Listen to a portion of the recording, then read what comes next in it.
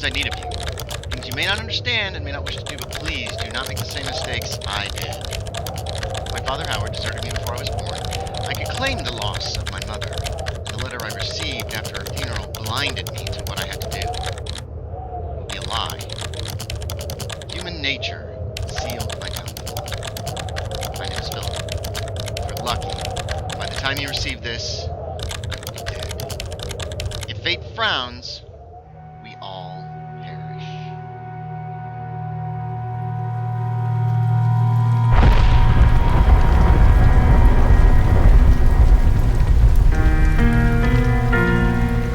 Hey everybody, it's Andy aka Max Ryder. Welcome to Penumbra Overture. Wow, it's loud. Turn the contrast to max, adjust the brightness so that the image glows barely visible. I don't want it to be barely visible. How do I adjust? Smiley color star. 6, 7, 8, 9, 10. How high will this go? How do I go back down? Okay. So we're set here. I don't want this to be too dark because it is YouTube. So I think we are actually going to bring it up to... Wow, this is loud. Okay, hold on. I probably shouldn't have started by doing this. Oh, look, we're at a funeral. Gamma 2, you think? Yeah, we're going to do Gamma 2. I want you guys to be able to see what's going on even in my video. Okay, yeah, options. Sound volume. God bless, the music is so loud. We're gonna knock it down to about 30.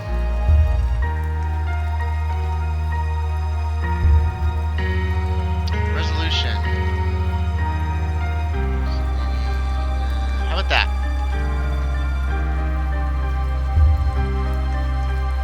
Graphics, shadows, poster. Why am I doing this while you guys are watching? Hold on.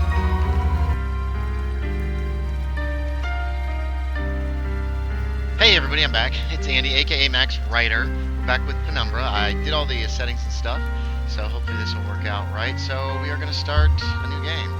I guess we'll do normal. Enemies can take damage. We can hit people? I thought you couldn't hit anything in this game. Alright, we'll just do normal. Okay. We're just going to do normal settings. Wow, I might have to turn the music off. My story began in February, year 2000. So this is where we're taking up after Call of Cthulhu, Dark Corners of the Earth. For my part in this allegory, I'm not going to make the same mistakes my father made. Howard vanished from my mother's life before I was even in it, so when he sent me a letter a few days after Mum's funeral, it was the first I'd ever heard from him. But he was dead. Writing from beyond the grave must be a genetic habit in my bloodline. What? His letter contained a key, instructions, pleas for forgiveness. I figured the dead don't have much use for absolution, so I turned to his prophetic passing, which he inexplicably expected to come any day. Clearly averse to explanations, my father preferred to leave directions to a bank on Mayfair I'd never even heard of. In that bank was a safety deposit box in his name, and myself as executor.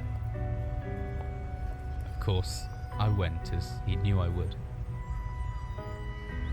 I discovered that despite the evidence, he'd been legally declared dead almost 30 years ago, and so the old book and collection of notes I found had, in the eyes of the law, been mine all this time. 30 years? My father's instructions were to burn the documents, raise no further questions. But that was his error. No man's immune to the shameful trappings of curiosity, and my humanity got the better of me.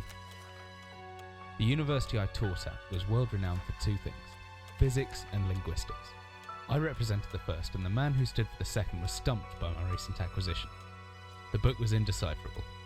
The notes, however, showed a location somewhere in uninhabited northern Greenland. Greenland.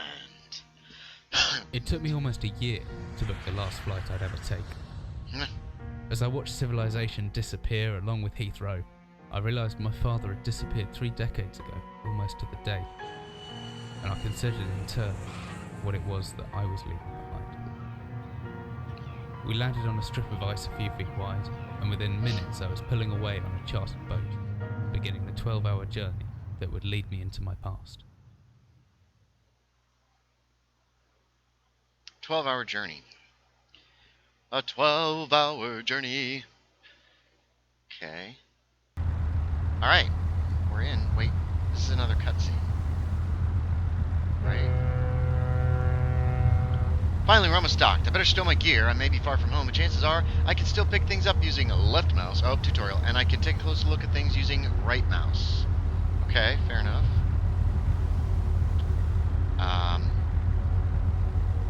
Oh. Guess what? No.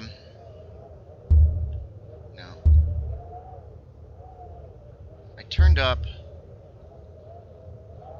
this. Back to game. I can see nothing here, so my graphics are messed up. Hold on. Hey, everybody, it's Andy, aka Max Ryder. Ha ha ha, we're back. Finally, we're almost docked. I better stow my gear. I may be far from home, but chances are I can still pick things up using left mouse, or I can take a closer look at things using right mouse. Okay, so, here's the deal. Whiskey, empty, shame. Notebook I'm going to grab. I've already started this game. The torch is in the drawer. Nothing important. I ran through the tutorial. Got it. And then there's glow stick in here. Oh. Yeah, I have a key.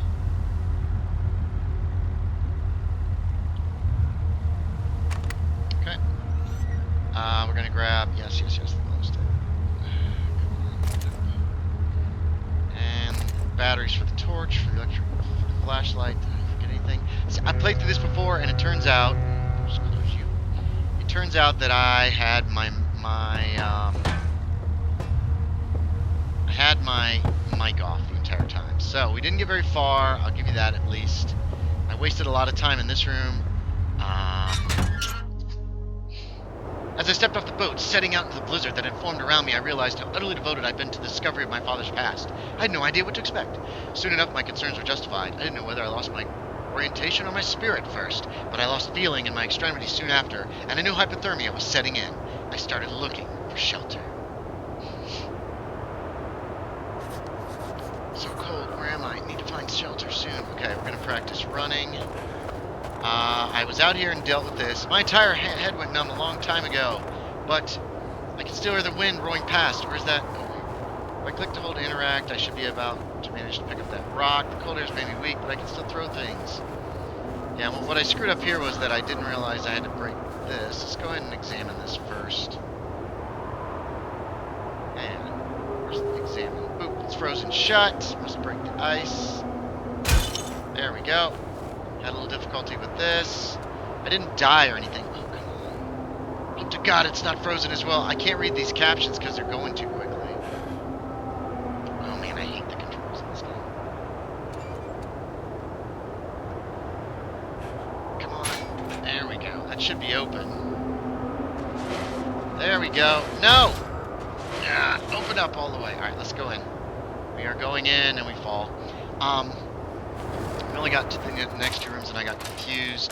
We're going to get basically where I left off last time, and we will quit there. This might be a little short first episode, but at least it's better than just seeing me sitting around inside of a room.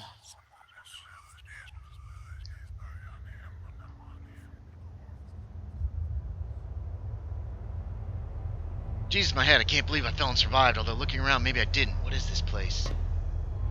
It's weird. Just a grate. Barrels. There are some barrels here. Let's grab this. That's a rod. Get some flares. Like I said, I apologize for messing this up. Something in the way of the door. Let's just grab everything we can. And I figured out how to use the hammer. We'll show you in a second.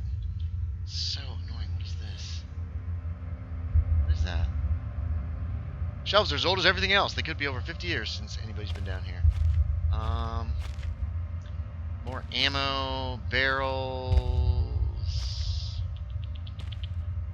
This is a metal shelf. Okay, now let's get our hammer set up. We'll go ahead and put the hammer into 1. Put this metal rod into 2. I still have a lock. So if we go 1,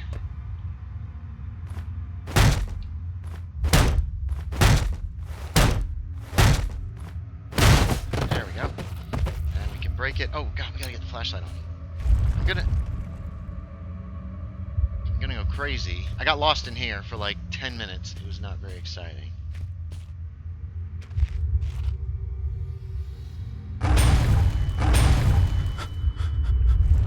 Something's down there. Something ain't good. Let's get rid of the hammer. And release this barrel. So we can open this door now, not that we can get out. So I think we found everything. I'm really sorry, guys. I don't like redoing stuff like this, but with no audio whatsoever, it's kind of pointless to. I don't know if that's means it's a save spot or not. All right, I think we're gonna stop here. I don't know how much time this is with me messing around at the beginning and actually beginning the game in the intro, but let's take a look. I don't know where this leads or what's waiting for me, but unless I want to starve to death, it's my only option. Besides, maybe this place has something to do with my father. I'm kind of glad I don't have to do the survival horror where you have to eat all the time, because that's gotten kind of old for me. So thanks for watching, everybody. As always, I appreciate it, and I will talk to y'all next time.